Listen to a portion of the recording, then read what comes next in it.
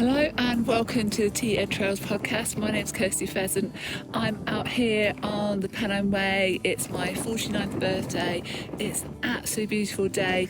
I'm just doing the section between Bellingham and Burness. It's a bit boggy underfoot, it's a bit squelchy, but that's why we do the Pennine Way, isn't it?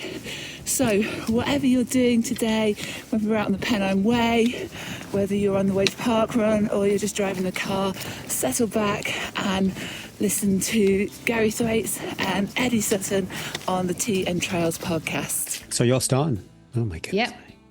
So what am I doing? Eddie.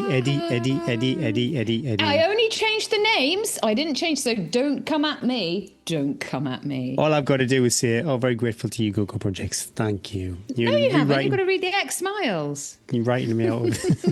This is, the BBC are in such trouble about the edit of the Trump speech. The Trump interview. Yeah. I've not actually seen the edited or the unedited version. Well, this is what's going down this week. This is what's happening here, listeners. That's all I'm saying. This is what's happening here. I just thought, do you know what? I think people need to hear more Eddie. Growth. It's all about growth, Eddie. Got to keep moving. We keep chopping and changing, keeping you on your toes. Hello and welcome to the Tea and Trails podcast. Thanks so much for turning us on, tuning in, pressing play. Or maybe you're just being forced to listen to us in your car with your parents. If you are, I'm so sorry, but you're all rock stars. Thanks for the intro, Kirsty. The Pennine Way, for once, looked beautiful. Right up north in sunny Northumberland, Bellingham to Burness. I think that is the worst bit. That is where you must have been off your tits, out. were you, at that point? I just remember stumbling on that track and there's loads of trees down and it's just like it's not endless. I think it's a 4-mile forest track basically to Burness. But I remember just being so frightened and thinking I was like in this sort of scene in Gladiators. I mean, I wish I was. Russell Crowe was going out those. Anyway, happy belated birthday. Looks like you had a lovely birthday on the trails. Keep those intros coming. We're very lucky. We've got quite a few, but we always want more. We are never satisfied. Please email them to hello@teaandtrails.com. If you're a patron, I'll say this because I say this. This is why every night when I say goodnight to my kids, I say, "You're my favourite." And they're like, "Oh, we've just heard you say that to the other one." I say, "No, I changed my mind." That's what I say to Rex. Oh yeah, doggies are my favourite. Well, if you're a patron, you are our favourites. You always will be. Price for a cuppa or a jar? Do you know? I went to Tesco's in a moment of absolute dire need of Friday night stacks, and we needed some strawberry jam, Gary. So I went to the jam jar aisle. How much for a jar of that expensive French jam? Oh, we've got some of that too. I'm like one of these, I've lost touch of reality. I think I've lost touch of reality too, because I looked at the price and I was like, what? No, there's no way. Okay, it was $5.95. Gary. Oh my goodness me, that's a lot. There is no way that jam of jar can cost that much money to make. Jam a jar, jam. Anyway, you Patreons that help support the show, we can't quite buy a jar. Keep us in bougie jam. That's what they do. You do keep us in bougie jam. But you do keep the lights hot, the mics hot, and there's loads of brands offering great discounts over on Patreon, and that's the best way to support the podcast. You can save every time, anytime on all your trail running essentials. Don't forget, if you want a snood or a bobble hat, poor Gary, every Sunday he's there labeling those addresses, but you must put your address into Patreon. No address, no goodies. Also, you can join Patreon for a year and you save 10% on your membership, and if you join the legend tier above, we'll send you a bobble hat too. You can give Patreon as well. So if you have a Tea and Trails fan in your life, have you bought any Christmas presents yet, Gary? The kids have bought me presents, but I've actually bought them. And are you using them as well? One has become an early Christmas present. What is it? Can you share? It's just a beanie, boring rubber stuff. It's gloves, Northern Traverse gloves, and a pillow for Northern Traverse too. Pillow? An inflatable pillow. You're not going to waste oxygen blowing up a pillow. Well, it's there just in case. I remember Trish said it was like a game changer. She had some pillow. Just get a volunteer. You'll just say, "Do you know who I am? Can you just lie and put your arms on your belly? I'll just rest." On your belly. I'll do. Anyway, if you'd prefer something maybe a little bit more exotic than a pair of gloves or a pillow, you can gift Patreon. So pop over to Tea and Trails. No, is that where we give Patreon? See, this is why I shouldn't do the intro, Gary. I think the links are all on Oh, you'll find the links if you want them enough. That's what I always believe. I made that look easy, didn't I? Now you've got to do my bit. I bet you struggle. That was smooth. We're talking about jam. Lisa's elevated our breakfasts. I love a crumpet in the morning. Do you like crumpets? I bet you do. I love a bit of crumpet. They're all made in the same factory, I guess. But if it's a home brand crumpet, they are inferior to a Warburton's one, for example. But what we do, see, I would always go just regular butter. That's my crumpet regime. Lisa goes butter and then jam. Always jam, butter and jam on a crumpet. I've never done that. What, you've just had jam? No, I've never had jam. I've never gone sweet on a crumpet. But it's essential because the butter penetrates the surface. Mm-hmm. It moistens. And it gets wet inside. It goes through the hole, yep. And the jam seals the deal. I think 3 would be the perfect amount for crumpets. I like a crumpet for like an early morning session. So you don't want something too heavy, but you need a little bit of a quick boost. 1 crumpet is enough for like a sort of if you're going off to do a session. 2 is like my 4 o'clock snack. It's not a meal. I wouldn't say that was breakfast. Where are we at? Sorry, what am I supposed to do now? Oh, for goodness sake. You've got the most Thanks to important X job of Miles, the whole Precision pod. Fuel and Hydration, Harriet Trail Running, Things Like UK and Protein Rebel for sponsoring this week's show. X Miles is a family-owned independent endurance sports retailer that provides nutritional goods, apparel and accessories to help athletes perform and recover at their best. X Miles offer a wide range of high-quality products from leading brands, and their team of nutrition experts, cyclists, runners and outdoor enthusiasts can provide expert advice and guidance to help you reach your goals. Whether you're a seasoned, withered athlete or just getting started, X Miles is the perfect place to find everything you need to succeed. Active Root Energy Chews are a refreshing and natural way to fuel your body during any activity, crafted with real crystallized ginger. These chews deliver a clean burst of energy, replenishing electrolytes and soothing the stomach in one tasty bite. They are vegan too. I love them. They've got a bit of a kick. Yeah, if you enjoy that kind of ginger kick, you're going to love them. Have you had them before?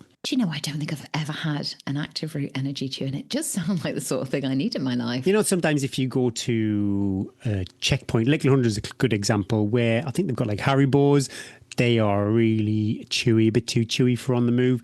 So these are chews, but they're not chewy chews. Super easy to get down, if that makes any sense whatsoever. Anyway, listeners can get 10% store credit at www.xmiles.co.uk via the link in the show notes. Very grateful to you, Goku Projects, for producing the Tea and Trails cap, sensationally modelled by myself. Pop over to you, Goku Projects, if you would like one. Don't forget, patrons receive 20% off. Also, you lovely listeners can enjoy 10% off with the code T10. If you're looking for all the discount codes, then head over to Patreon, teantrails.com, or check out the show notes where you will find our link tree. How you doing? Bit of a roller coaster week. Oh, buckle up. Oh, sad face, Eddie. It wasn't good. Bryn said to me this morning, he said, you know, if I wanted to get rid of my wife, it would take a lot to bring you down. He's like the arsenic. She's still going. I'm all right, Bryn. I can still go running. I've still got it. He's like, really struggle to get rid of you. I feel like I'm being knocked down. My body, as you said, the withered old body. It's still here. It's still fighting. However ill I get, Gary, 0 red blood cells I have, tooth abscess, there's always room for running. I can always go running. I can't remember what day we recorded, but I spent the weekend in pain from this tooth. I had to go up to Dundee to a hockey tournament, and it was a really cold wind. I was just standing there with a buff over my neck. Who plays hockey in the house? Everybody plays hockey in the house. I keep getting the ball and the stick on the sideline and like do my little tricks. I'm just waiting for somebody to say, you played a bit. That's a dream we all have, isn't it? I seen you holding that stick. Still got it. And I was like, what is wrong? What is wrong with my mouth? So I went to emergency dentist on Monday, and they were like, can't see anything wrong. No one goes to the dentist voluntarily, do they? That's not the news you want to hear, is it? You've got a problem, and they go, "You're all right." I really need so that I need. It wasn't swollen then. It was just so sore, and I couldn't eat. I couldn't drink hot drinks. And he was like, "Look, you're not my. I couldn't see my dentist. If you were my patient, I would probably just go straight in. Would guess it's that tooth. Give you a root canal. Blah blah blah. That's what I guess it is. But you need to come back and see your dentist. Let's get you in tomorrow to go and see them. I was like, do you know my diary is scheduled? Like all busy people, you have I don't have this, even though the dentist appointment is only about 15 minutes, you've got to drive, the stress of it as well. Drive part, oh my God, I don't have time to like sometimes have a shower. Root canal, that is one of those triggering procedures. It's just those words. Just let's not go, just those words. Went back to see my dentist next day and she was like, oh, I hear you've been in. I was like, yeah, you weren't here when I needed you. And she was like, oh, I was at a free funeral. I was like, oh my God, Eddie. Again, she was like, well, we can't tell what tooth it is. She was like tapping them all and I was like, they all really hurt. It was like, well, we've got to wait because I think it's this tooth. It's the same teeth I've had problems because I had a few comments, people going, oh, too many gels. It is not plaque related. It is from when I had this dodgy root canal on one of my teeth and it set off the tooth next to it, basically. And it's she's doing her best to catch up on some dodgy French dentistry. She was like, there's so much pain going on there. We can't tell what tooth it is. I'll give you antibiotics and that should help go and settle it. I was like, good, more drugs. So went into the pharmacy, needed to pick up more iron anyway, more tablets for Eddie to take. And then the next day, I think it was the next day we recorded and I woke up looking like a hamster and the whole side, oh my God. And I think with tooth pain, it takes over your life because you can't eat and drink properly. And then if you have to do a lot of Zoom calls, you look like... I use that as the thumbnail for clickbait on YouTube. Big swollen cheek. This big swollen cheek. And then I had to like go to the kids' school in the evening and see teachers and stuff. And I had this big swollen cheek and Bryn was away and I just felt rubbish. And it just got worse and worse, Gary. Oh, it just got bigger and bigger. You can't escape anything with your mouth. You just can't escape it. It's there 24/7. It's there. And you can't sleep. I was waking up like 4 or 5 times. So I rang the dentist again and was like, oh my, I feel so high needs right now. She wasn't there. I got the receptionist. The receptionist then rang me back. She said, it's fine. That's normal. Just keep taking the antibiotics. And I was like, how can this be normal? Anyway, the antibiotics have worked. It still is there, Gary. Next week, I've got a 2-hour slot. Me and the dentist, I will not make any comments. Do you know what? I missed one session, Gary, in the whole week. I missed one session. I plowed on through like a trooper, not because I was doing, virtual signaling and being like, I've got to do, but because mainly it took my mind off it. So I would just do a swift workout because for an hour I wouldn't think about my tooth and I could just let my jaw hang open. And gels are a great source of fuel because you don't have to chew, straight in, swallow, done. 40 grams of carbs. So I lived on a lot of gels. Anyway, I didn't do any run hard workouts. I did a couple of uphill treadmills, but the do was not good on the teeth, and running outside wasn't great either. So I did a lot of easy runs. I was a little bit lower than my normal run volume has been, but because I wasn't going to I had a 3-hour run in the plan and I was like, I can't do that because I can't fuel enough for that. So I managed to sort of like just do lots of little runs, did do all my bike workouts, but I felt pretty wiped out. By the time the weekend, Friday came, Gary, I was like, I was a bit beyond myself with the pain and the week, and I was going to the Girls on Hills weekend. I'd been so looking forward to going and do this, meet a whole load of incredible women doing new stuff, learning new stuff, and I was delivering 2 talks. And I was typing my PowerPoint, like dribbling down the side of my mouth, going, so when you feel really tired, you got to keep eating. It was just a lot, Gary. Then I think I was still standing on the edge of a football pitch, 9 o'clock on Friday night, and I had to get up at 4 in the morning on Saturday to get the dogs out because they were going to be shut in to then take the kids to various places and then drive round to the... You must have been wrecked. I had one bad night's sleep and I was spent the next day or two, to be honest. I used a lot of my ultra focus of like, right, I have to keep moving. I have to pack bags. I've got to sort this. I've got to print off these PowerPoints. I've got to finish these PowerPoints. I've got to sort the kids, sort the dog. Like I can't let in negative thoughts. I had a lot of baked beans and jacket potatoes because that was like soft, squidgy fuel. And then when my alarm went off at whatever it was, 4:30 on Saturday morning, I just thought, breathe and believe. Breathe and believe. And by the time I got to the weekend, I was like, well, that's actually the hardest bit of the day done. Now it's lovely. And I had a lovely time. I met Kerry and Nancy and Nikki Spinks, who were organising the weekend, are amazing. They looked after me so well, Gary. There wasn't a moment I didn't have a cup of tea or a shortbread biscuit within arm's reach. I think I'd fan out on Nikki Spinks. She's like a real rock star from our sport. Yeah, she's cool. And everything she says, you're like, Met her dogs. Yeah. We had a lot of inappropriate cuddles. Went in a van. I think we're pretty much best friends. I think she took a while to warm to Eddie. She didn't have a clue who I was. Was Nikki Spinks our very first guest on Teen Trails podcast? Was she? But I met some amazing women, just starting out on their ultra journey, some sort of looking for a new adventure in their journey. I did a how to put strength and conditioning into your training cycle and what to do little talk. And always, whenever I do that, I get messages the next day of people saying, I'm so sore. Because we just do basic bodyweight exercises. But for some people, that's a lot. And adding in new exercises is a whole new muscle stimuli. And then we went for an amazing run. It was lovely and it was dry for once. And then came back and we had to file it. And we was in this lovely barn and I was doing fueling and ultra and what to do when it all goes wrong. And we're in this barn, it was dark, the fire was lit. And I thought, everybody just wants to be going, It was great. Oh my goodness. I turned my wheels for home, Gary. I am tired. So Sunday came round and that was meant to be my long run day. And I was like, this isn't going to happen. Eddie and a hamster cheap. Love run with Bryn in the morning. We took the kids to their sport, stood in the rain, came home, got home about 1, 2. And I said, I'm just going to go and have a little sleep. Went to bed at 2. Bryn came in at 5 and went, I think you need to get up now. Very quiet. And I was like, 3 hours. Do you think I need to get up? I did. But do you know what? I was so tired. I did no problem. Then going back to bed, we went to bed about 10, straight to sleep. I was whacked. I think my red blood cell count, and I knew it had obviously got a little bit low because when I was doing the strength and conditioning exercises and demos, every time I got up, I was like head rush. And I thought, yeah, it's been a low week for Eddie, and I think I needed that Sunday. So, the moral of the story is keep trying.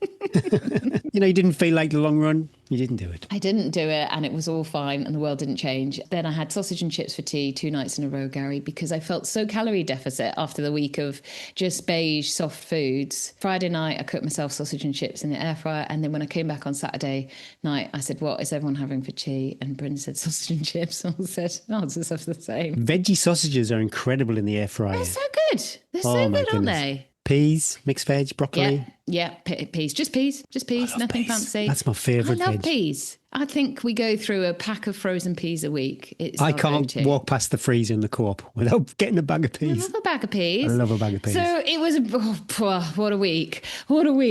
But we made it through, came out the other side, and whatever's going on in my mouth has slightly improved. I thought of you guys, I thought of you all, and I thought, this is what life is. This is the struggle. You think you're all alone, and then you just talk to especially other women, other mums that are like, when the kids are little, they're so high needs, you're with them all the time and you've got to do everything with them and you go everywhere and there's play groups and you're pushing the pram around and there's all the meals and everything. And then you go into this next phase, which I'm in now, which is basically just a lot of, you just taxi to somebody that isn't very grateful.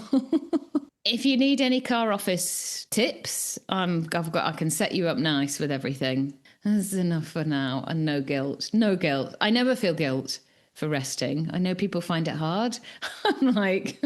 Not anymore. I think I used to struggle with it a lot, maybe 7 years ago. The older I get, I appreciate the rest. There's nothing, you mentioned your sausages and mash. I had pie and mash over the weekend. And Sunday, I was pooped. Belly was full with cosy, nice, lovely food. And I lay in the bed. I felt like I was like a ton weight, but super comfortable. Then off I drifted. How was your week? 3 times 10 minutes. That was my workout of the week. We had a message just before. How did you did deal exactly with what it? you said. Yeah, I did exactly what you said. I left the first 5 at the old pace and the last 5 just increased the pace a bit. But you don't need much, do you? You literally need seconds. Well, you just see that heart rate drift too. So you get into the real upper limits of the zone that you're supposed to be on. Your heart rate doesn't drop as much as what it used to. So immediately you're working harder, definitely working harder. I enjoyed it. I felt strong. I felt like a champ as always, chasing the week because I did this work on Friday. So super tired legs for Saturday's long run. You're so brave. You're so brave. Because I would just not brave, the long just run rubbish. Then. Rubbish. And I would just be like, every organising. step of the long run, when it went uphill, you'd be like... Well, I was worried, yeah, I must admit. There was 1, 2, 3, 4 of us out on the trails on Saturday. We did part of the 2-day Hell of Island route, but we just did the loop loop around the base of Helvellyn. So I was a bit anxious going into that run. I was fine though, I was okay. Vikings is really good on the treadmill at the moment. Isn't that just like, no, it's soft porn, isn't it, Vikings? There's a bit of boob in it every now and again. It's great. Do you say that? Do you cover it over when you're on the treadmill and shout, boob? So I just skip it quickly if it's getting a bit too raunchy. No, you don't. You zoom in. Not on the treadmill, I'll get kicked out. It's a nipple. The other significant run, I suppose, apart from the long one, was my steady 10, zone 3. I've just rounded up to steady 10. I think that's probably slightly more than what the time is on the Alban app. When you know exactly the level of pain involved in something, there's no hiding. So I get a bit more anxiety in the build up to these workouts. But as always, I have a little kind of carrot at the end of a run. So I ran to food. We all went and had burritos at the end of it. The two people who were in the shop, they kept disappearing out the back. So I'm not too sure what was going on. Burrito. Only 2 strength sessions. Again, I'm just... Why do you need to do more? You only need this to is do it. 2 weeks. This is what I'm thinking. Maybe just resign to the fact that it's only ever going to be 2. Like, if you just listen to Eddie right at the beginning of these comments, then we won't go 3 or 4 weeks, and then you go, actually, Eddie, what I think I'm going to do, and I'm going to say, yeah, but that's what I said about 4 weeks ago.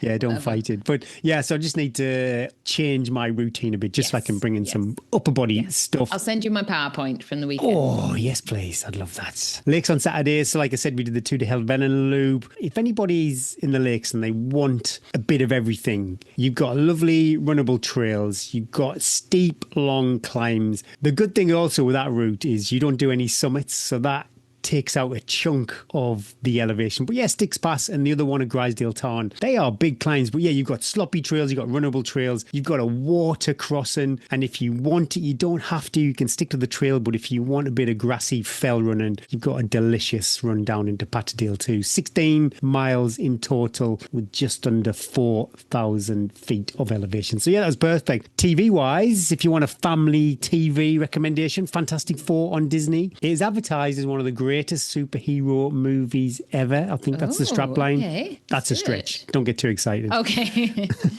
But it was good. What I thought was funny. Did you ever watch The Office, Ricky Gervais' Office? Yes, loved a bit of that. You remember Finchy, the rep who came in now and again? Yeah. The big baddie from the Fantastic Four in 2025 is Finchy from The Office. That was incredible. The first time for a while, actually, I cranked up my, are they called Atacama? Those shoe drives that we have? I think this time of year, 90% of the runs. All weekend. Yeah, 90% of the runs that I do, my feet get wet, and definitely with that water crossing. When you put on a brand new pair of socks, that's got to be better. It's like clean sheets on your bed. Brushing your teeth, big poo, new socks. Oh, a good size fine poo. That is incredible. Or a wee. I'm not too sure if it's the same as for a woman. When you've really needed a wee and you just have that moment of a wee on the trails when you're assessing the kingdom. I don't know what it's like where you live, but the colours, as we drove to Glenridden, the colours at the moment. Oh, the oranges. Oh, it was absolutely incredible. I think this is our last few days of it. It's definitely now turning. If we get some windy days, though, they're all going to come off the leaves. I think if it's not lousy weather, October, November, that has got to be the best time of year for running. And we need, this is a Patreon shout out, not for the survival of the podcast. I really want to buy a boathouse on Ullswater. Gosh, all right, okay. What is the cost of an Ullswater boathouse? What, do you live in it, or is it? It might be like a little weekend retreat. We drove past one. Be a bit damp. A bit damp, possibly. We drove past one, and it obviously been kind of gentrified up. There were some chairs out on a balcony overlooking this still lake. I could see the cafetiere, the coffee steaming, the croissants. Okay, we would need to up the Patreon game a little bit. It's got to be 300,000-400,000. If you want to stay the night in one, okay, you're looking at about £380 to £400 a night for one night. Get or, out of town. Or there is another one. There's a luxury. This could be more luxury romantic boathouse on the shores of Lake Ullswater. £434.50. Okay, we're just going to go slightly cheaper because we're not looking for any bells and whistles. But if you are looking to buy, expecting somewhere in the 500,000 to several £1 million range. Wow. For a boathouse with a good location. That was a good location. I don't think Lisa's going to buy that one. No. I think. I think stick with your inflatable pillow in your gloves. She wants some sofas before Boathouse. Lakeland Trails. We stumbled across, we weren't part of this race, but it was going on over the weekend while we were in Glenridden. So people thought we were doing this run. People were holding the gates up for us. It was great. I don't know what the distances were, how many events, but we saw the marquee in the field, the flags, all the volunteers. It just looked like everybody was having such a blast. And similar to you, my legs, because I did the Friday, big workout, Saturday, big run, maybe just under 4 hours of running. But wow, the DOMs were real. The DOMs didn't go until, well, to be honest, they were there yesterday on Tuesday. I was so cooked. I could only manage a couple of dog jogs. It was going to be maybe, say, a 10-mile easy run, but I broke it up into 2 little runs. But the plus side of that, Rexy got 2 runs. He hasn't done a double run day. How Absolutely. is he? Pie and mash. Oh, he's incredible. Oh. He had some chicken yesterday. He didn't know what to do with himself. Oh, if I give my, they're like. Oh, he doesn't enjoy it. He doesn't. He eats like me. Chew, just chew, take a moment with that. Lindy takes it to a special corner where everything gets eaten. Are you feeling festive? I'm feeling really festive. No, Gary, you know the rules. I've seen some lights up. No. We know the rules. You know the rules. There is no talk of Christmas. There is no action of Christmas until after my birthday. And anybody that does it is not a true follower. Thinking December the 1st for the lights this year. Shut up. Well, we went to see... Do it silently. And if I hear of it, there'll be trouble. Lisa's dedication to go and see some fireworks is actually incredible. She drove around East Durham to try and find vantage points. Surely there's just local kids putting fireworks. Oh yeah, they're street, launching them all over the place. Yeah.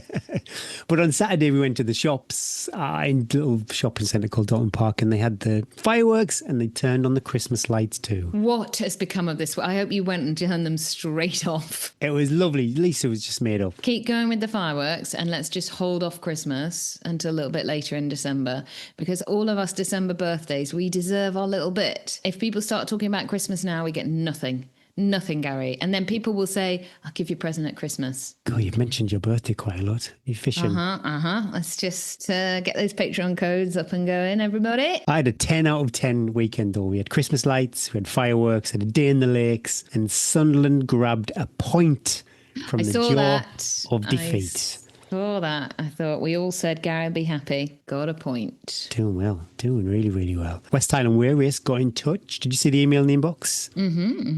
Well, I thought I'd share it. Yeah, if you want to be on the start line for 2026, then you need to get your name in the ballot. Entries close 30th of November. And for those faster runners, you could win 1,500 quid if you get a course record. That's a course record bonus. That is a lot of dosh. I think they're pretty sure that course record is not going to go. Yeah. The women's record, many people have tried, and it is solid. People have got nowhere near it. If I was smoking fast, then that would be on my radar, because there's not much opportunity in this sport to earn that kind of money unless you're sponsored. You know, you don't really earn Lakeland 100, you earn nothing. The Arc, do you earn anything apart from maybe a place, the ETMB, if you want to take it up? Not a lot of dosh in trail running. So yeah, if you are fast and you want some big bucks, then but it's a pretty stout record. And I looked at the list for the records, loads of guests on that leaderboard. You've got Jarlath, Neil McNichol, Lizzie Wraith, Jamie Aarons, Debs, loads of other runners too. And I was curious, what do you think, Coach Eddie? This is me being really greedy. Is it a stupid idea to chuck my name in the ballot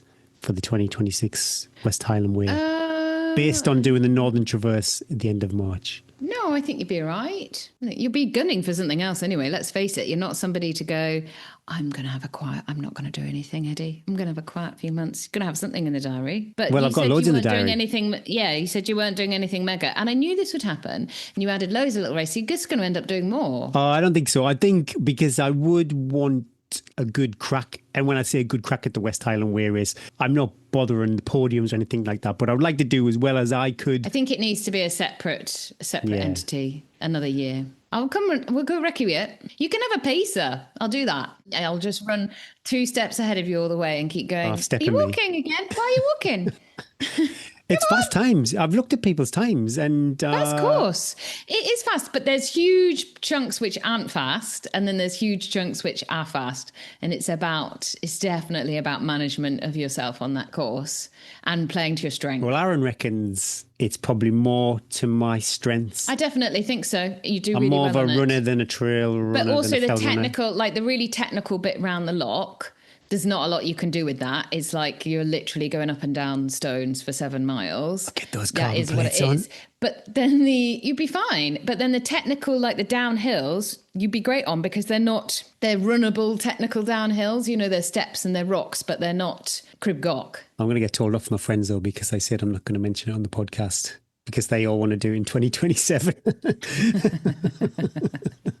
I love that. You guys come up. Great, wouldn't it? Yeah, we could recreate the Lakeland magic. Thanks, Precision Fuel and Hydration, for supporting Brew with the Coaches. Their website and newsletters are such good sources of knowledge, articles to read, and YouTube content to binge on too. On YouTube, you can learn how to fuel an ultra marathon, what pro runners carry on race day, and how to nail your marathon prep. Precision Fuel and Hydration helps athletes personalize their hydration and fueling strategies and perform at their best.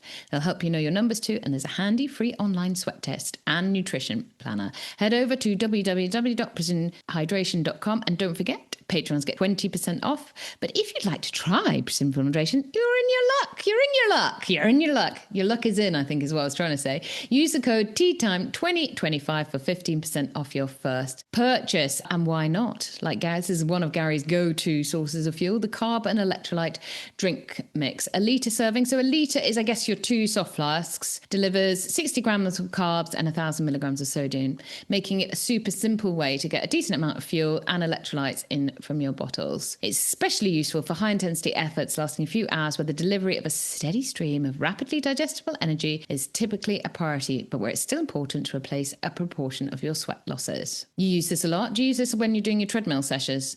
This is probably my favourite Precision Fuel and Hydration product. Yeah, treadmill sessions, long training days fuel. It's great for hydration and obviously for the sodium, but also if my nutrition fatigue is kicked in and I don't fancy eating, it gets in the carbs still. And also in between your 20-minute or 30-minute beep, you still are just drip feeding those carbs. And sometimes on the trails, it's not easy. Maybe in the winter too, when it's cold and you don't fancy taking your gloves off, whatever's going on underfoot, you don't want to be undoing wrappers and things like that, just to be sipping on that carb and electrolyte drink. Yeah, I've got to say, out of all their products, that is the one that I would be pretty stressed if the cupboards are bare.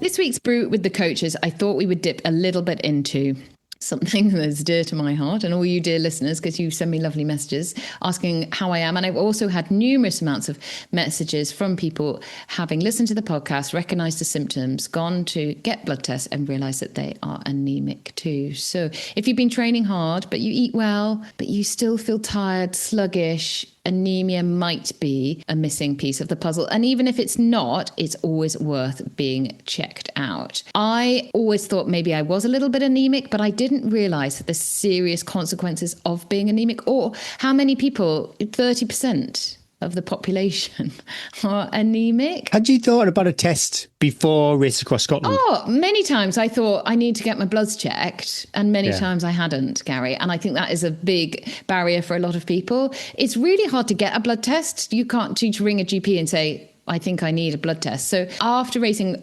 across Scotland, when I felt so ill, and now looking back, describing the symptoms I felt, I described feeling like absolutely spent, that it was definitely the lowest I've ever felt in my life at that race, when I just thought I could not understand. And I, looking back, thought it was the symptoms of being so sick that I just emptied my body. And I think we looked at the picture that you used for the podcast. It's not just somebody that has not been able to get their sports fuel down. Your lips are blue. Your cheeks are white. It's not a good picture, is it? And so I thought I need to get a blood test. So actually I used Thriver, which is a private, you can do a blood test at home and then they'll give you blood test results. But they don't give you a full iron panel. So if I've got a bit of a barrier between going to GP and getting a blood test, you can definitely use one of these private blood tests because it will come back with your ferritin levels. And mine came back and it was like, it gives you the red flags. And my red flag was like, your ferritin is so low, you need to go and see your GP. It might be a cost barrier for some some people, or what is the cost? Yeah, I think it was about 20, 30 pounds. I might be wrong in that. Okay, so it's not crazy. And maybe it's a little bit more. I could look into that. So then I had a little bit of standing to go to my GP, because then I was able to say, I've had a private blood test and I need iron. So I was able to get an appointment. But looking back as well, I think I said to you a few times as well, and I was just really aware that any easy runs I was doing, I was really struggling with my breathing. I would go out and I put my heart rate monitor on. Easy runs were fine. If I just tried to go a little bit faster, I felt like I had my head in a bucket, and I couldn't believe how slow I was running. But I kind of just thought that was that I'd done a lot of slow running. I'd been living in the mountains. I wasn't used to flat running. I just thought that it was just generally old age, and I'll just put it down to that. But now, looking back on the stats I'm getting from Strava, I realise how much I've been in a hole for such a long time as well. I always thought I might be a little bit anemic, but now I see, and I think this will be the case for a lot of people, that it's just crept up and up on me. It's been going on for a number of years, definitely. And I think we're quite dangerous mindset as athletes, because we just push. Nothing will stop us. Nothing's going to get in the way of our training. And if we just get slower, we just work harder, Gary. Really important. Don't be like me and get to like a huge, big race and then publicly have to look outside the box. So hopefully, I think as well with this, shining a light a little bit on this as well, that people will just have a little bit look back on their stats and have a little bit look at their training themselves as well. Luckily, it's not something I've had to kind of pay much attention to. I'm curious, what is it?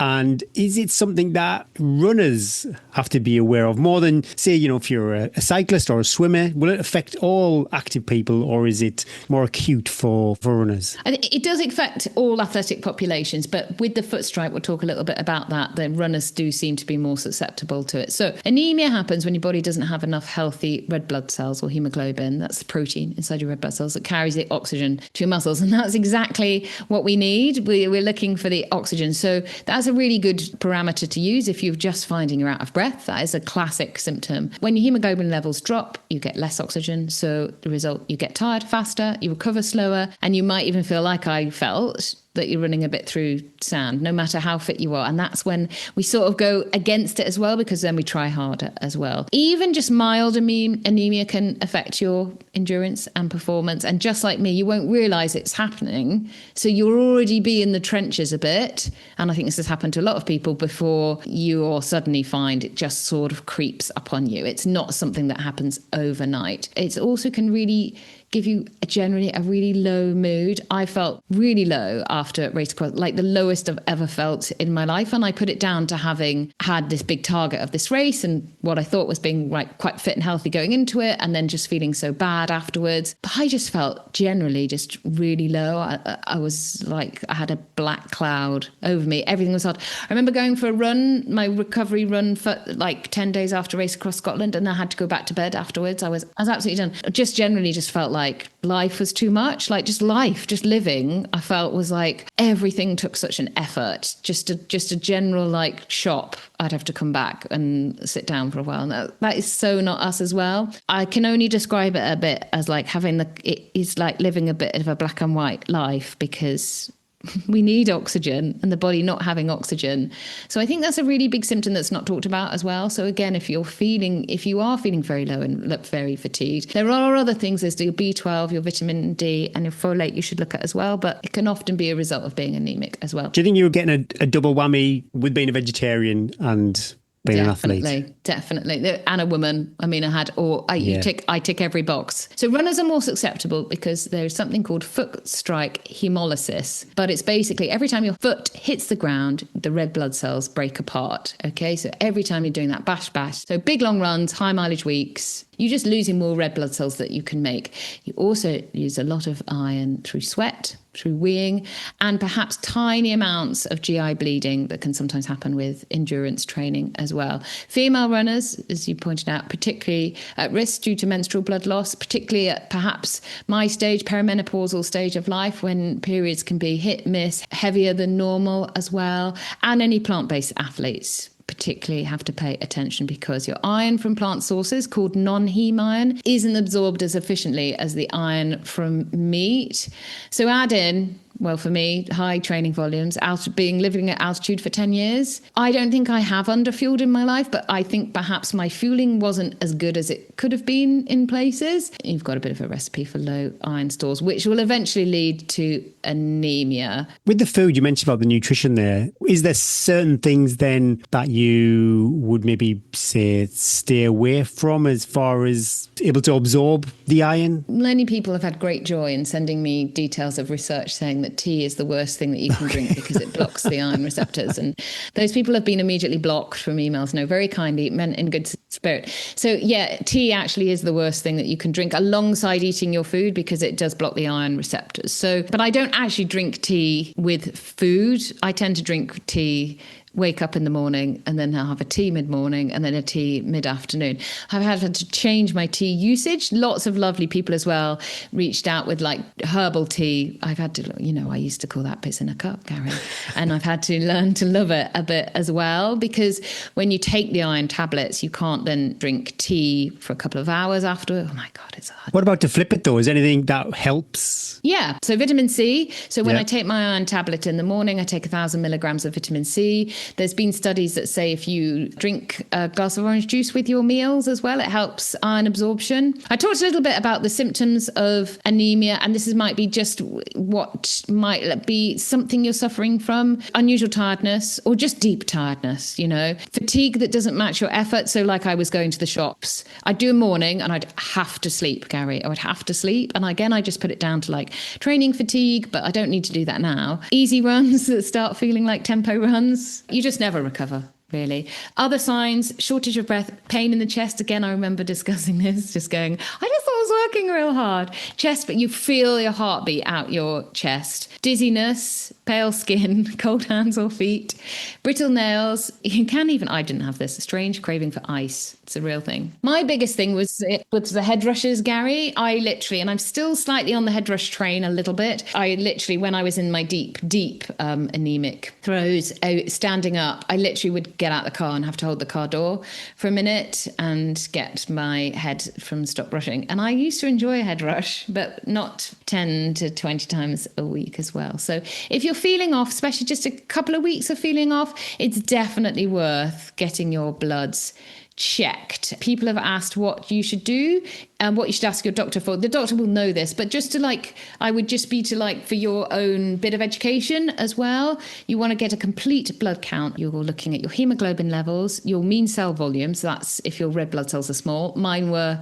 absolutely tiny. Your mean cell hemoglobin, your red cell distribution. All this is a little bit your transferrin saturation, so that's your total iron binding capacity. You'll get all this back in your test, and it will give you the numbers of what you should be and whether you should be low. So I'll give you a little bit of. So your ferritin level as a woman. They put the lowest level should be 30. If you're 30 micrograms per litre is underneath that is a low ferritin level. If you're an athlete, really you want that to be 50. You want to have a good iron store. Gary, my initial reading was 4.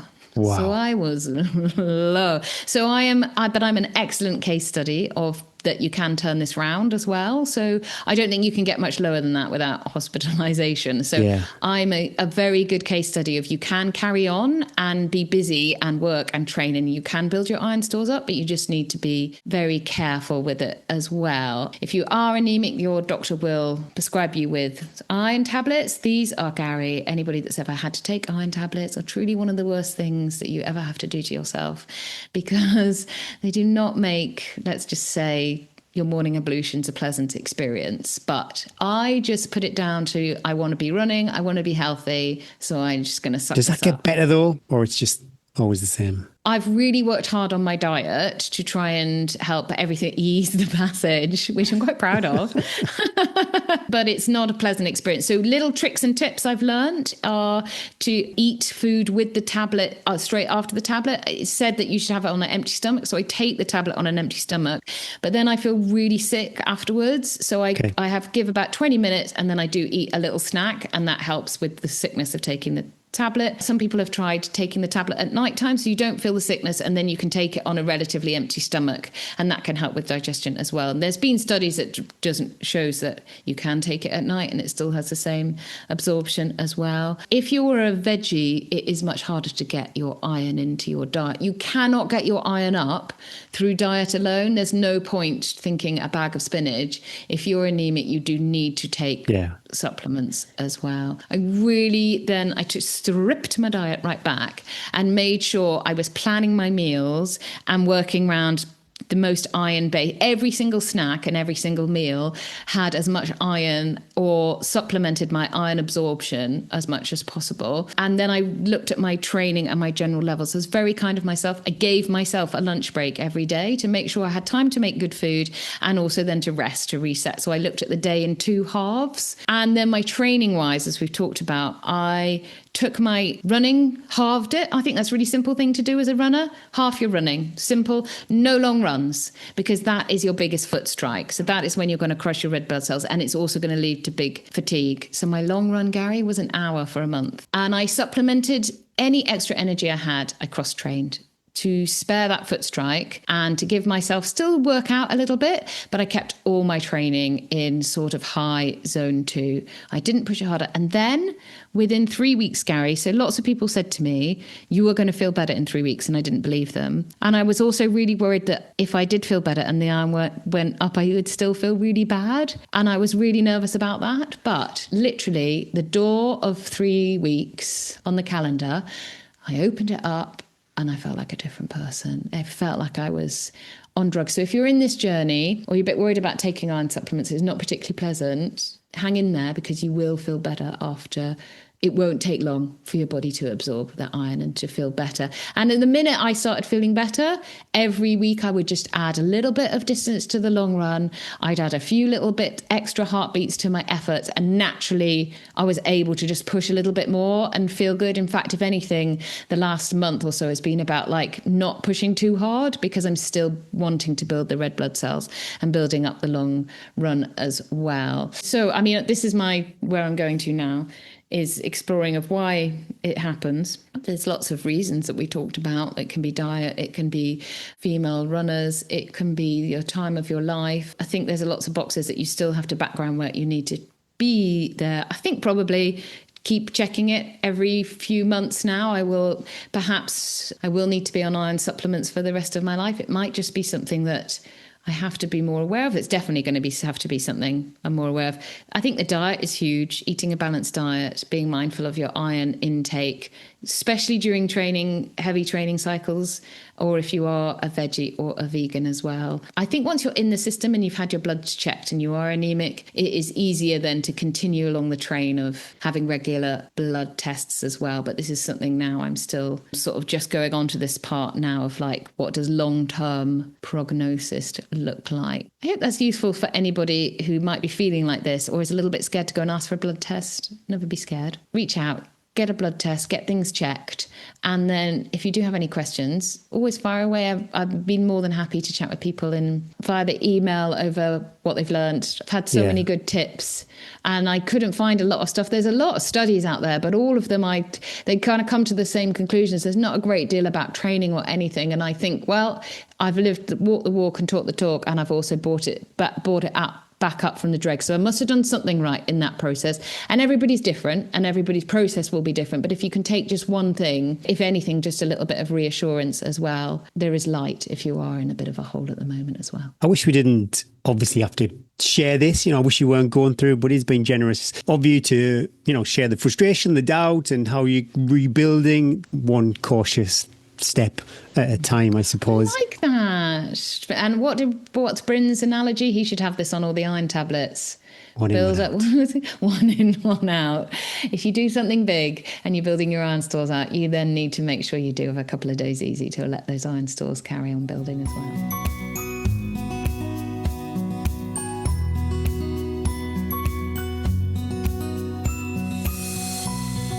Thanks, Harrier Trail Running, for sponsoring our Strava Club and the Tales from a Trail section. Harrier is the UK's fastest growing brand for all trail runners, providing a specialist kit designed for superior fit, comfort and function with the best customer support. Check them out for race vests, waterproofs, poles and other trail essentials at www.harrierrunfree.co.uk, where you can also download your free copy of How to Run an Ultra Guide. If you would like to save 10% on your purchase from Harrier, then use the code T10 for 10% off site-wide, or check out the brilliant trail bundles for a special 20% off. Also, Harrier couldn't wait. Their Black Friday sale is on and lasts all November. This year, it's a bumper bundle of trail goodness. Free track 48-hour shipping for every UK order, 20% off hand-picked selection, including race vests, poles and hydration gear, and double trail mile loyalty points on all pre-order items too. Basically, if you had your eye on something from Harrier, now's the time to pounce. Head over to www.harrierrunfree.co.uk. That M&S advert deal's coming soon, Eddie. Any minute now. I'll read that again. First up in this week's Strava Club is Barry Evans. Barry's got a private account, so I don't know the deets, but his totals are 62.7 miles for the week, 16.1 miles longest run, and 3,366 feet of vert. Next up in the Strava Club is Ollie Burton Taylor, 66.7 miles for the week, the longest run of 17.3 miles, and 4,380 feet of vert. I really liked Ollie's week. He had walking, strides, he did some sessions, a long run and a medium, the classic medium long run too. Also, about 6 weeks ago, Ollie did Nice Côte d'Azur by UTMB. That looked ace. If anyone from UTMB is listening, we need a sunny, sunny work West trip. Island Way isn't good enough for you. You might see some blue sky. Blue sky and midges, 100%. Last up is Michelle Young, 57.6 miles for the week, longest run of 14 miles and 8,291 feet of vert. Loads of social miles for Michelle. Classic uphill treadmill too, 15%, no mess in there for Michelle. Oof. Quite a lot of treadmill running actually. All hail the treadmill. Great job, Michelle. This is a belated heavy flex. It came in as it might have been Instagram. And I think, like we say quite often, sometimes we miss. It's happened over on Instagram. Anyway, hi, Eddie and Gary. A few of us from Spa Striders have been following Tea and Trails for years. I met Eddie on South Downs Way 100 and Gary on Lakeland 50. Well, our friend Mel Fernandez has just finished the Gobi 400, first British woman to finish. Great footage on YouTube live stream of day 6. We'd love you to give her a mention. 250 miles. That deserves a heavy flex and kudos. When we talk quite often about trail running and the adventures you can have with it, that just sounds like the ultimate adventure. That could be a hot holiday. Yeah, that come from your mates at Spa Striders, Emma Bish, Amy Butler, Ruth Tennant, Anne Hurrell, Claire Davison and Bethan Gwynn. If you have a mate who's flexed or orbited the sun one more time, then email hello@tntrails.com. You need to pop heavy flex or birthday shout out as the subject. We as a country, sensational at mud and wind and rain, the problems that you need to solve on a desert style run. Terrifying. Tales from the trails. Hi, Eddie and Gary. Thank you both for an amazing weekend at the Tea and Trails Ultra. We had an absolute blast and met some amazing people, handful of whom we're already in touch with since the event, and we will no doubt see them more in the months and the years to come. A big thank you to Eddie for taking the time to chat with me and then meeting my amazing wife Debs after I crossed the finish line later. You are now also to blame for handing me the reins of communication post the event. So as requested, here's a quick recap on the story we spoke about. We've had to step back a few years to begin the understanding the magnitude of what Debs is now undertaking. When she and I first met, Debs was a gym bunny. 7 days a week she'd be found in there, unless of course she was out hiking. Now I'm an army veteran who served in a number of active locations during my 9 years, eventually leaving in 1992. As such, I do have quite a dogged way of dealing with tough situations, and if anyone says I can't do something, then I'm afraid that constitutes to a challenge in my eyes. So when Debs told me shortly after we met that she would never ride a bike and there was absolutely no way on this earth that she would ever run, mainly because she has one leg shorter than the other and a discombobulated MSK, this all equaled to me as challenge accepted. In some ways, lockdown was the turning point, and as going to the gym was no longer possible, running was placed on the agenda. A short jog to the back tower and back was more than enough for the first run. 1K at most. Debs wasn't happy at all. Still, nothing better to do, so on she went. It wasn't long before the bug began to bite. We've all seen this. Suddenly, a new goal, the turning circle. I love all these points people have from their houses. We have the same. Then another and another. 5K moved to 7K, and so it continued. You'll not get me running up hills, though. Oh, I thought. Challenge accepted. Debs, you know that riding a bike can help you with your running, I explained one day in the late 2020. But I haven't ridden a bike since I fell off as a child over 30 years ago. I'm sure we'll get you there. And we bought a gravel bike. I'm not sure Debs speaks like that, but I'm going to give her an accent. It took nearly 3 hours before Debs lifted both feet off the ground and placed them on the pedals. She was absolutely terrified. But once she had, things started to fall into place. At this point, I have to confess that I am a qualified level 2 British cycling coach. And without this training, I doubt very much that I'd been able to help at all to poor Debs. No, I think it would have probably left in a relationship split up. After a few weeks, Debs was beginning to feel a little more confident on the bike, but confessed that she would rather be running, wouldn't we all? It was then, in 2021, when we heard the really sad news that one of our daughter's friends was diagnosed with bone cancer. Debs was adamant that we do something for charity and help raise some money for cancer research. Ride 300 miles in September? I asked tentatively. Okay then, Debs said. On the 31st of August 2021, we both shaved our heads. Oh my goodness. I also shaved off my beard, and we set the alarm for 4:30. At around 5 a.m. every day we rode 10.5 miles with a view of getting a couple of miles extra under the belt in case anything happened to stop us from going out one day or other. At the weekends we also ventured a little further, and with very sore bums by the end of week 2 it had become routine. The sunrises were stunning, barn owls, hares and deers were frequent observers, and the obligatory idiotic close pass a daily reminder of how dangerous it came to be in the UK roads to ride on 2 wheels. The main reason for me no longer cycling or coaching, if I'm really honest. Oh, that's sad, isn't it?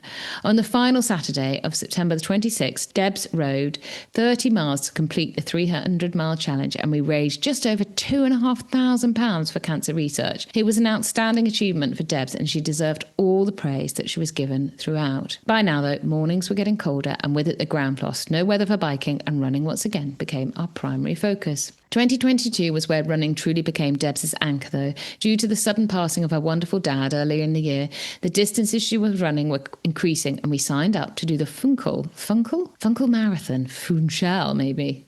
The Funchal Marathon in Madeira for January 2023. Sadly, this was not meant to be, and towards the latter end of the years, Debs was sat very firmly on the injury bench. 2023 was the year of physio, shockwave therapy, and the introduction of jeffing. Initially 4:2 ratio, and then 5:1. What a difference this made. On the 1st of March, she ran a marathon with over 2,500 feet of vert in blizzard conditions and solo. She literally took a day off work and went out to run it locally. Okay, hills are not a bad, but you'll not get me trail running. I'm a firm ground kind of girl. You've guessed it. Challenge accepted. In 2024, it was my turn to embark upon something big. Having been an endurance athlete of some standing or another all my life, I had by now found my trail legs, and a local 50k ultra was just a ticket. A tasty little number, seeing as we live in the Pennines with around 5,000 feet of vert. My training was going oh so well, but then pop. My left calf was hit by a hidden hill sniper. Thanks for this, Gary. I love it. Just 6 weeks out, a whole 6 months of training and no reward available. Nearly 5 months of rehab followed before I truly trusted myself to rejoin the training camp. But what to do? It was around this time I heard the whispers of the Tea and Trails Ultra. That's it. It's all their fault that I'm doing this stuff anyway, so why not? It's only fitting that my very first 50k ultra should be with them, and I love the mountains. Meanwhile, Debs was stricken by a severe mental health crisis in the second half of 2024 and ended up having just over 6 months off work. Therapy and running helped her through, but it was Sarah, at the time her manager and one of her best friends at work, who initiated this intervention at work. She also stood by her throughout, eventually having to pass on the managerial part of their relationship as the friendship was too strong. Upon Debs' return to work in February 2025, Sarah had something of her own to tell Debs. I haven't told anyone else, but I've got breast cancer. What? Oh my gosh, that's awful. What can I do to help? Just don't say anything yet. I'm still going through testing. 20 biopsies later. Yes, you have it. No, you haven't. Yes, you have. And then a change in hospital. She was rushed in for an MRI MRI on the Thursday, and then an emergency biopsy on the Monday, followed by a double mastectomy and reconstructive surgery on the Thursday. What a week. This hit Debs pretty hard. Sarah had been there for her the last 9 months, and now it was her turn to offer all the support she could do. The Friday morning, Debs announced that she was going to run a minimum of 10K every day for 365 days to support her friend Sarah and try to raise some money for Breast Cancer Now charity. At the time of writing, Debs is over 65 days into the challenge and has clocked up over 5,000 miles. Sadly, Sarah is still very much in the trenches too. She's recently had 4 lymph nodes removed and has at least 6 months of chemotherapy, followed by radiotherapy ahead of her. This challenge is taking it out of both of them, but like the true friends they are, they're doing it together. From Terry Lambert. Terry, you sent this in last week's Heavy Flex, and you sent this Tales from the Trails, I'm sorry, quite a few months ago. But we felt it was very important to read it to give context to your story, both of the amazing Debs to highlight her amazing work and to send lots of love to her friend Sarah. But also, Terry, obviously you are such a supportive partner as well, encouraging your other half to go out and do amazing things and all this fundraising as well. So we send big love to all of you and your friends as well, and hoping a little lift might be given hearing your names mentioned on the podcast. We love your Tales from the Trails. Please keep them coming. Email hello@tntrails.com and pop Tales from the Trails as the subjects.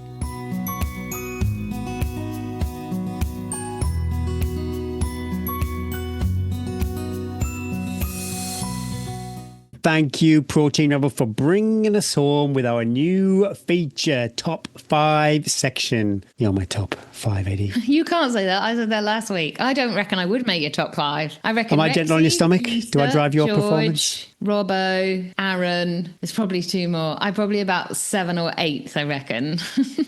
Oh, Aaron does make a cameo in my top 5, actually. Whether you're trying to get a PB, training for your first marathon, breaking world records, dressed as a rhino, or completing your 10th ultra, Protein Rebel's products are easy to digest with no artificial additives, providing both performance and overall health benefits. Daily marine collagen is designed for runners of all distances. Give your knees, ankles, hips and tendons a break. You can train harder, recover faster and stay injury free. Trusted by runners of all distances, and it mixes easily, dissolves in coffee, shakes or water. Have you seen the movie Hocus Pocus, where the witches have to get the kids to keep them? I'm sure Liz from Protein Rebel will appreciate this connection.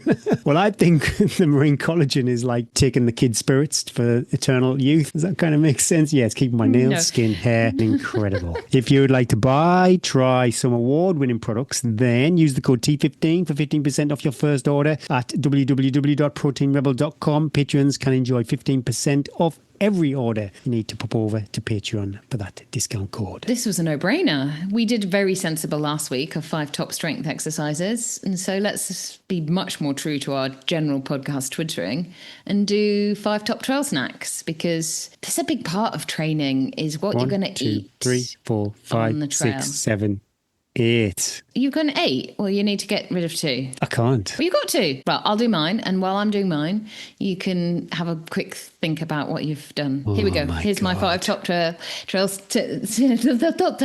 snacks. My choice, I thought you'd be interested in, and this is how I bump mine down, Gary. So maybe listen to this before you do your bumping, is I chose ease of eating, stuffability, like can you get volume in your mouth and then still able to breathe as you're going uphill. Carryability, so are they easy to carry? Can you carry a number of them? Can you fit them into the front pockets of your Salomon pack? And something I will go, yes, I'll have one of those, rather than take on many, many long walks and never eat it, which I do with a few old gels in my pack that are just they get further and further down the pockets. So I've gone simple. I also didn't choose any sports nutrition. So these are all stuff that I would take from the supermarket or what's in the cupboard. Let's face it, some of this is never going to be in the cupboard because I just eat it. Start with a simple sandwich, Gary. You cannot go wrong with a simple sandwich. Cut into 4s, take the crusts off. My favourite filling is peanut butter and jam. Wrap it in foil and then put it in a Ziploc bag. Too claggy. I didn't ask for your opinion. And then wrap Flawed it in... from the start.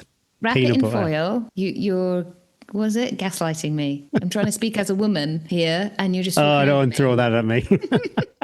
I'm trying to talk about my sandwich and you're just talking Talking. Cut it into fours, cut the crust off, and then do 2 lots of little squares. Wrap that in foil and wrap the other 2 in foil because you're never going to eat 4 at once. So you're going to mix and match. Then put them in a Ziploc because if it rains, it's going to go through the tin foil. It's always in a Ziploc as well. And then it's easy to eat and it's easy to keep the foil in as well. Second one, flapjack bar, any sort of flapjack bar. Oh, I love it. You get it in my mouth. If you put apricots and dates in it, I'll put it even more in my mouth. Love a flapjack bar. My third thing of choice, and I just think about this in my dreams, is every time I've been running with Robin, she's appeared in the car park with something incredible home-baked treat, which she just says, I just knocked it up. I just threw together. Who are these incredible people that just threw together? I think it must have been around the Isle of Wight. She made this like Rice Krispie chocolate thing, and I literally ate probably 5 of them. And there must have been a good 1,000 calories in each little square, but it was so delicious. Still, when I close my eyes, I can still see that bar in my hand, all squidged up. Delish. Minstrels, Gary, I don't think you can go wrong with a packet of minstrels in your bag, and then you can just open it, dip your hand in, chocolatey goodness in a little case. They're waterproof. They're pretty melt proof as well. You're never going to tire. A couple of those sort you out good and proper. I know this is the wrong time of year, and I had a go at you earlier on in the podcast about bringing Christmas in too early, but I don't think you can beat a hot cross bun. Baby Jesus would be furious. He would be furious. Or would he? Would he say, He when you wouldn't. go forth to send the love on the hill, Eddie, take with you good nutrition and fuel yourself so you will shine the light to all you meet and you will not be a hangry, angry, grumpy runner. The good thing about a hot cross bun is you can just tear it off its little friends and then just take it. You don't need to do anything extra. Put it in your Ziploc bag. Done. It doesn't need any extra. It brings its own moisture to the party. But if you've got time to add moisture to it, a jammy and peanut butter filling, that is incredible. I think that would be my number one. Would actually be that hot cross bun. Now I'm thinking about it, it's all I can think about. I like your list. I'm pretty much there on everything. So I've got similar, but with a little bit of a Okay, go on, do it. twist on it. So instead of your minstrels, Okay. I've gone for peanut M&Ms. So similar vibe. I'm always slightly nervous about the choking. That's where they lose a point.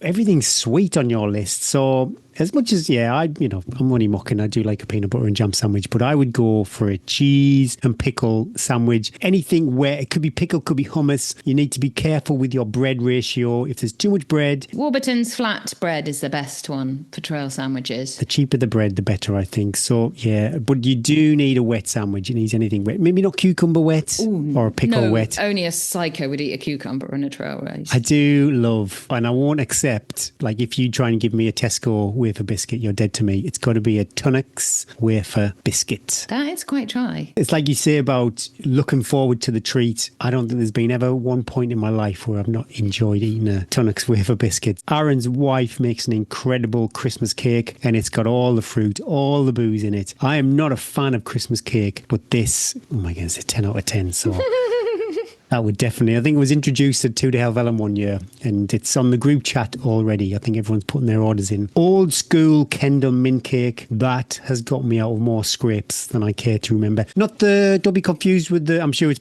fantastic too, but there's like a sportsy fuel version. I'm talking about the Romney's classic Kendall mint cake, and I couldn't really cull it down to 5, so I'm going to slip in Freddo. Last but not least, Freddo. Got fond memories of chomping on Freddos and Baby Bells, so yeah, Freddos. When all else fails. I'll let you away with that 6 this week, but it's an official warning from the production On team strike. at the podcast towers. If you've got any requests to top 5, you don't want me to come up with them, and you've got some better ideas of top 5, I've got a few in the bag, but people think, I know Eddie and Gary should do their top 5. Send us a message. Top 5 songs. That was on my list. Was it on your my list? God, we couldn't be.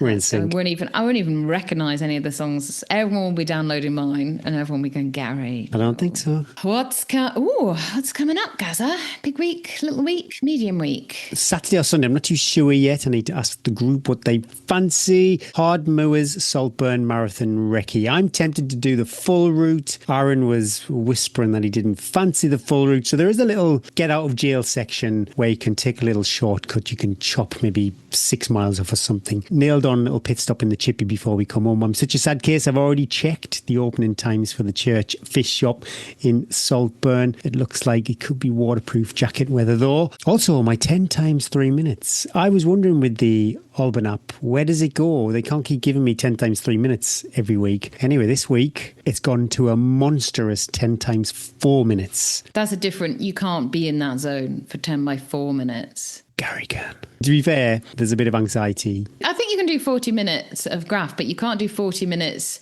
of the same type of graft as you can 10 by 3. The beauty with the treadmill, though, you just slow it down a little bit. It's so easy to manage the workout. Do you ever slow it down?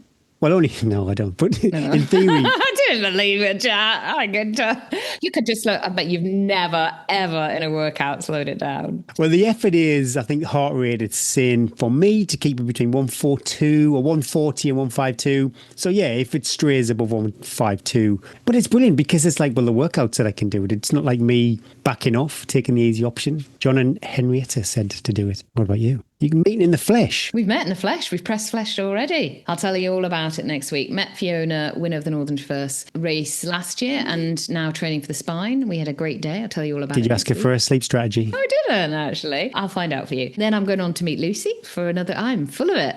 This is my social month, Gary. So I'm not going to do any workouts this week apart from on the bike. I will do 2 big workouts on the bike and 1 medium, more green if you're a Swift and Swift lover, green, yellow workout. And the other 2 will be red. All my running will be easy and it'll be high volume for Eddie. Bit of a step up, but I feel safe in the knowledge I can get some calories in this week. And if you can do long runs with friends, never say no. My God, what a difference it makes to be able to do long runs with friends. And no, I won't be seeing the dentist this week for you people asking. It's another week till we know what's going down with the teeth.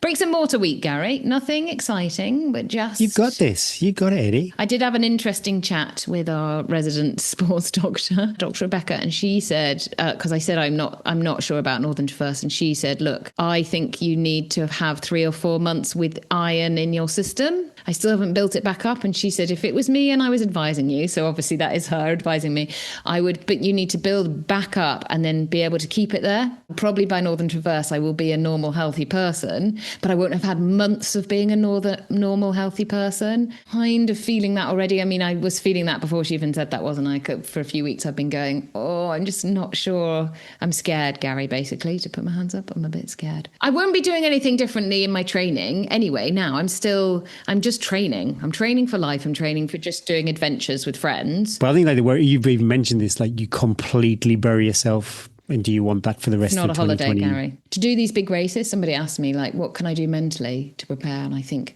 a lot of it is being prepared to bury, like having nothing else. Like, I am prepared to give a little bit of my soul into this race in order to finish. You do need to give that. Otherwise, you won't finish. So you've got to be in that place. And it's okay to say, maybe I'm not in that place right now. And I might not be in that place right now, so I've still got loads of time.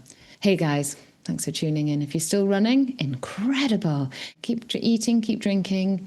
We love you. We love you for listening. Share the episode, share the pod, share the love. Pop over to Instagram, Facebook and YouTube and subscribe. I don't know how you do that, but subscribe. Or even consider becoming one of our awesome Patreons. Thanks to X Miles, Precision Full Hydration, to Phoenix Lights UK, Harrier Trail Running, Protein Rebels for sponsoring this week's show. Here are the discount codes. T10 2025 for Shocks, T15 for Protein Rebel, T-Time 2025 Precision Full Hydration, and T10 for Harrier Trail Running. Thank you to our partners, Patreons. We couldn't do this without you and your ongoing support. And thanks to Toby and Sophie, strapped into the back seats. If you've stuck with us to the bitter end. Sophie, poor Toby and Sophie.